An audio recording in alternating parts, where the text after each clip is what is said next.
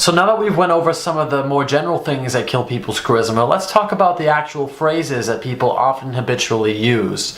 One of them is "I'm not good enough." So if you're about to sing a song for somebody or give a presentation and you say, "I'm not good enough, but I'm going to go ahead and do it anyway," you're signaling to that person that everything that's going to happen after that is going to be bad. Now, when you do something like sing or perform, you don't want to tell the person that what you're going to do is bad, because if you do something mediocre, what's going to sway them about whether they think it's good or it's bad is the way that you present it to them. So if you present it as something amazing that's going to happen, that could be the last decider in why they think it's amazing. So put a shiny coat on whatever you do and present it well no matter what you think. Just be quiet and go ahead and do that. Another thing is saying "no problem." So let's say you did something for a friend, like you took your friend's cat out for a walk when they were away on holiday, and your friend may come back and say, "Hey, thanks for doing that." And you may say, "No problem." Don't say "no problem," because "no problem" is signaling to your friend that, you know what, there was no problem. The only reason why I did it was because it wasn't an issue to me, it wasn't difficult. But a much better way to actually reinforce your friendship and show that you care about that person is by saying, "It's a pleasure. I'm happy to help." Or, "I really wanted to do that for you because you're a great friend." Those are things that are going to boost your charisma and also reinforce your friendship with that other person. Another one is putting blame on people. So if you say "you always do this" or "you always do that," that alone is going to kill your charisma. So you don't want to do that. Instead, phrase it in a more passive way. Like, "I feel really sad when." So if somebody does something rude to you, or, I don't know, they rubbed you the wrong way, instead of saying "you always bother me," say, "I feel really sad when people say those things about me." You know, that takes the blame off that person and sparks their empathy. And you can also add something after that. Say, "I feel really sad. Can you please help me out?"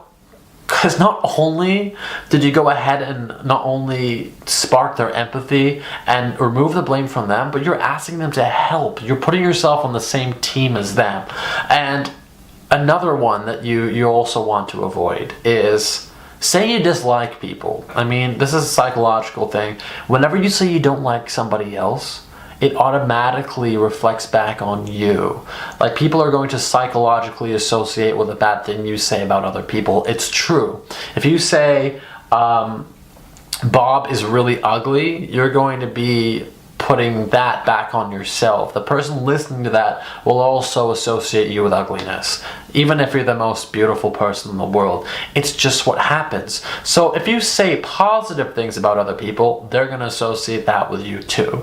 So it's really a matter of doing that. Another phrase to avoid is, "Oh, that wasn't very good. That was nothing." Or if you accomplish something, saying, "Oh, it's not a big deal." Because what you want to do is use your accomplishments to thank other people. Instead of saying like, "Oh, it wasn't a big deal, or it's no need to say I'm doing well." Instead of saying things like that, you can actually say like, "You know, I'm so grateful for the people around me, and that's why I was able to accomplish those things." Because it still holds you in the positive light. You shouldn't feel bad about accomplishing things and doing good things. Society has trained us to force ourselves to be more humble than we actually need to. I mean, humility is good. People love it. Always express humility. But what you want to do is use your achievements as an opportunity to thank people. "Hey, you know what? I couldn't have gotten here without you, so thank you for supporting me."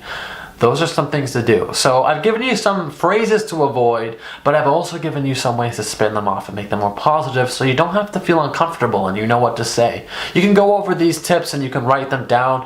I am presenting these videos to you in different ways. For example, I did point form on a black screen so as to not confuse you, and I'm also talking to you on camera so you can understand that I'm here and it's coming from the heart. And depending on your learning strategy, you may want to ask me some questions in the Q&A section, but if you employ these strategies, you will become way more charismatic, and I can't wait to see what you're going to achieve.